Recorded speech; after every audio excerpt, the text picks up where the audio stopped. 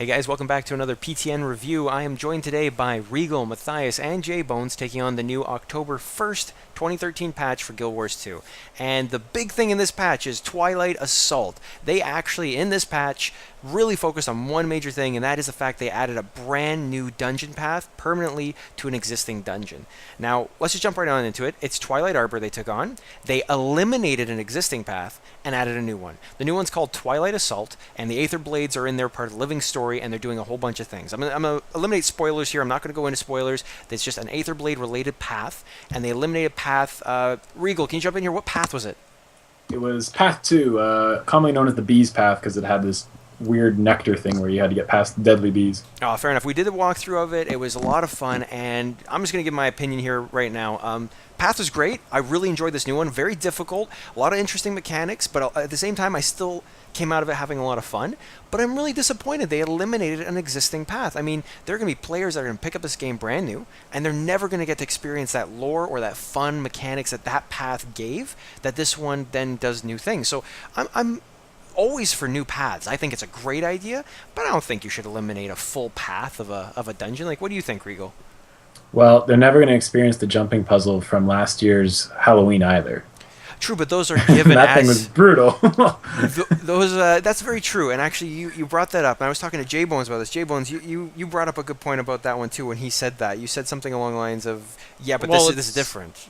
It's different because it's just an event. It's really temporary. It's like in the first Guild Wars they had. Do you remember the beetle races? Oh, I love the beetle races. You became one of those roller beetles and you had like those races? Yes. Yeah, that wasn't part of every single festival, you know? Sometimes it came back, sometimes it didn't. But there's always those kinds of things where it's just like, we made this for you to have fun with it for now. Exactly. This was something that was part of the game's release. You know, that was like, this is the game. It has this thing in it. Exactly. So why can't we decide if it's temporary or not? Because I really enjoyed that path, honestly. I don't think it should have been eliminated because it also had that lore too, and now that lore is gone for something that I feel doesn't fit in Twilight Arbor. It's Aether Blade base in the middle of the only real jungle field dungeon, so they kind of eliminated they kind of eliminated that, and I really liked that dungeon. It was really cool to look at, and now a whole path of it's eliminated. I'm disappointed, but I still like the new path. I want to be very adamant about that new path is cool, but I feel they shouldn't have eliminated that thing. Matthias, you haven't really gotten in here yet. What do you think of them eliminating? Well, here's what's cool. You guys are worried about new players not being able to experience that. I personally have not experienced that. Yeah. And yeah, personal opinion, I don't care. Fair enough. That's all it is. But what about other new players? You think they might be missing out? They just want their Well, yeah, it's really just based on what you want. Yeah. If you love lore, you might be like, oh, well, what happened there? I don't know if they'll notice. Yeah, fair enough. Exactly. Is the real if you don't thing. know to notice. I don't know if anyone's actually going to notice because I don't know anyone that pays that much attention to the story in Guild Wars anyway. Fair enough. There are some people. Well, aside there are from definitely the some people. Yeah. But Some of our viewers have corrected us on stuff. I just want you to know that. They have. All right, Those same viewers are probably the people who've already played through it. Fair enough, exactly. So, guys, leave that in the comments. Let us know what you think about that. We have some varying opinions here. It's still Unless you disagree with me. Yeah. All right, so let's speak on it on this path from difficulty side. This path is hard as shit. Yeah, oh my god. It's set to buttfuck difficulty. I'm gonna agree with J-Bones there. So in the butt. End result is this path is very punishing to someone who's just walking in, just wants to learn the mechanics themselves. Honestly, we wanted to learn it all ourselves. We pretty much did, but we were face desking for hours on end trying to figure out simple mechanics. Some Demon's Souls shit. It was just rough because we had there's no warning for the mechanic. Here's what you have to do, figure it out, and you just sort of wipe trying to figure it out. The final boss took us forever to figure out how to sort of use his mechanic. Once again, I'll avoid spoilers, but the final boss has a unique mechanic, and that's all I'm going to say, and it took us forever to figure out. It was so simple. Oh, it's unique. It's so simple once you realize it, but at the same time, there's like no tell for it. It's like, God, why? Let's just say, click on him and read everything. Yes, read everything. Read everything there is to know about this guy. It's okay. Let yourselves wipe first. Just freaking read it. It's definitely bitch level out 80. Watch our guide. Yeah, definitely bitch out, watch our guide, guys. We're getting a guide up, but it's definitely level 80 content. Other than that, guys, you have anything else to add about the path? Like, we pretty much covered difficulty. It is a fun path. We did enjoy it, and once we knew what the hell we're doing. But anything else you guys kind of want to go over for that path, or? I would like to say that I really like a lot of the puzzles that are in the path. Yeah. So, I mean, they're very punishing when you don't do things right. But when you do things right, you feel very satisfied. Oh, you feel incredibly satisfied. Yeah. When you finally figure it out, it's totally worth it. It's worth every single time that I wanted to slam my face in my own window. Well, speaking of being Pretty worth it. Speaking of being worth it, though, something else they added in this patch were the rewards. So being worth it is all of the Twilight Arbor's paths are giving increased rewards for running them during this event. I think that's pretty neat to get people on the other two paths, but I still feel that the reward for this path, because of the face desk just difficulty, I think they should bump it up a little bit more. What do you guys think? Guaranteed exotic. Sure. Yeah, just give us an exotic. No, that'd be a little Nah. too strong. But yeah, I think the reward should have been a little higher. What do you think, Regal? You were face desking with us.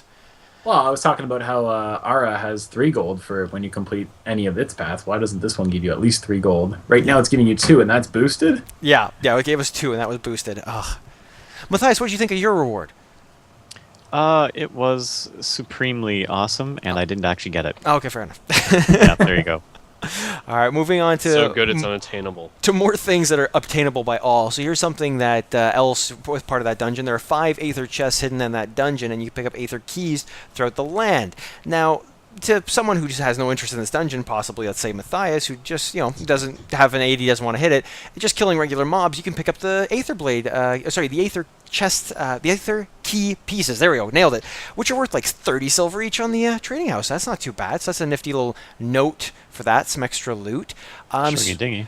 Scrolling down the list, though, we have some balance fixes, some world polish. No real big changes. There's a few things in PvP, some balancing in World v World that changed, but a big thing that was a part of that patch that we did want to go over is the new World v World consumable World XP items that have been added. They can value in up to 25,000 World XP, which is, what I've heard is the same as like a luck booster. The little luck boosters you pick up, of course, are very rare. You're not going to pick up a 25,000 your first 5 minutes of play.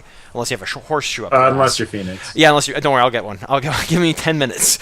But, yeah, so what do you guys think about the new boosters? This really helps people level up that really obnoxiously high tiers for certain things in World v World. Like, it can open it up to a lot more casual players. I think it's great. Well, I'm going to bring this over to Matthias then, because he's like the siege master guy. What if your catapult could do triple the damage? I know, man. That actually really excites me because I don't really like... Well, first off, my computer can't really handle it, but I love playing siege weapons, and a lot of those levels that you need to get, it just takes a lot of time, and I'm not a very patient guy. So, yeah, it sounds great to me. Well, not just this patient. guarantees you a level a day, as long as you do your daily. Yeah, Right. pretty Yeah. much. I thought it's 2 laurels.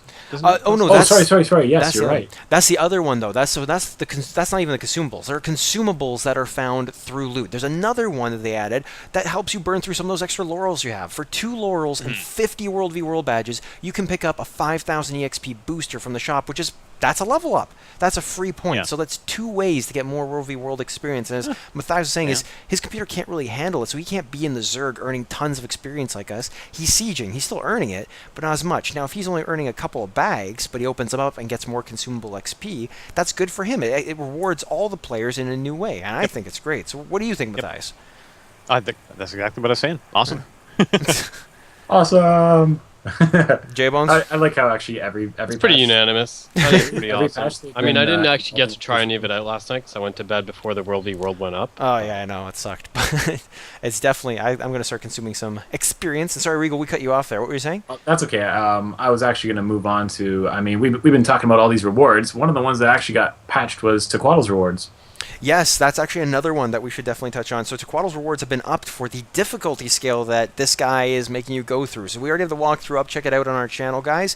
But that guy is a pain in the ass. So they decided to up his rewards, and we decided to see how good the rewards were. Hey, guys, did you see my chest?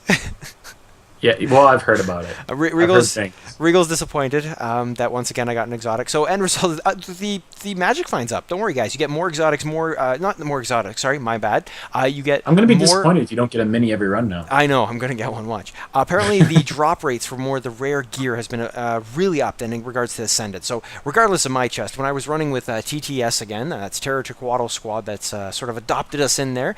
We ran with a massive group, and usually for runs we'd see maybe one Ascended called out in chat. When we ran it the night after the patch, there were like 10 or 12 called out in chat. That's a significant change. Now, mind you, it's all luck based. That's not, that one run isn't a guarantee of the new drop rate, but the patch notes themselves say that it's a huge boost to the drop rate, and that's just fantastic. I think it's awesome. I think it's a great I also thing. think that makes total sense for those Ascendeds to drop that much more, because, I mean, it might not drop to the stats you want. They're account bound, so it's not like you can Exactly. get the one you really want every time. And there's people who just don't want to craft it and would rather find it. And I'd rather be one of those guys that can play events like these and possibly get my stuff eventually.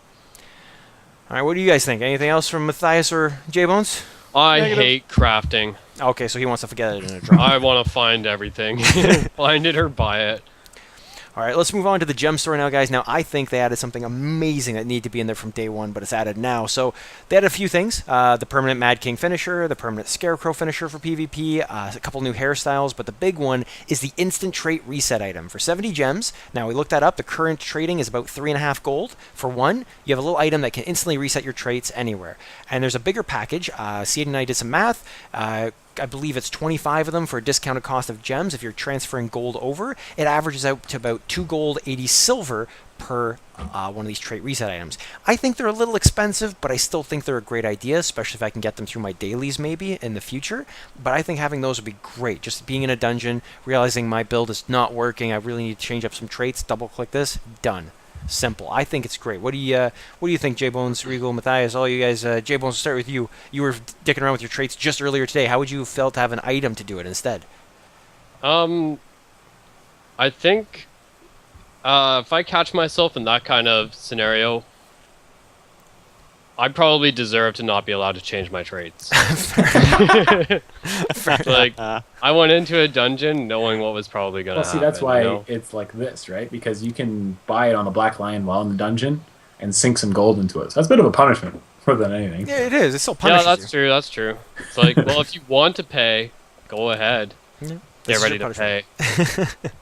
I think it's a cool item. I think they should have had something like this since day one. Same thing where it's expensive, so people aren't spamming it, but it's enough so that it's there if you need it. I think it's a good idea. More power to the players. Indeed. Now, going on, let's see, minis. Oh, another important thing for any mini collectors out there that watch our videos, be warned, the minis from the set 1 are going to be eliminated after October 14th. So they will be gone. So collect them while you can, and those prices are going to skyrocket once you can't get them anymore. On top of that, let's see if we're going down here. There's a couple of balancing fixes. And oh yeah, one more thing, guys. After we ran the Twilight Arbor path, they patched it again a couple hours later, saying that the electrolyzed traps, I don't want to really spoil it, but it is a part of it, electrolyzed traps weren't doing enough damage. J-Bones Regal, what do you think about not enough damage after we ran it?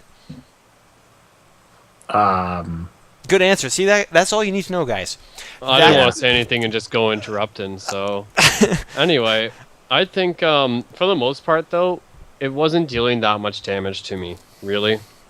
Like, there were times that I was standing on them, and another thing is, you can revive yourself on them. Like, if you go down, and you don't get hit with anything else, you can revive yourself while you're still on those plates. Still can. I tested it out after the patch. That wasn't alright, fixed. good. Oh, wow. And that's all that really matters. Yeah. There you go. You can still get yourself up. It's not a total life changer.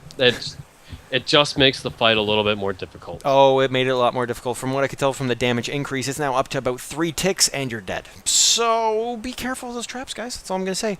Other than that, that's pretty much the full patch review. We'll be bringing you another one in a couple weeks as they are doing a large balance patch, or so they've said, according to some of the devs in the forums. I'm really looking forward to going over some of the balance changes that they may be taking on. If you have any feedback for us, leave it in the comments below. If you agree or disagree, let us know. Also, check out our brand new website. It's linked in the description below where you can join in on the forums and target some of the comments that we've made here. Let us know. Thanks for watching, guys. Check back for the next patch.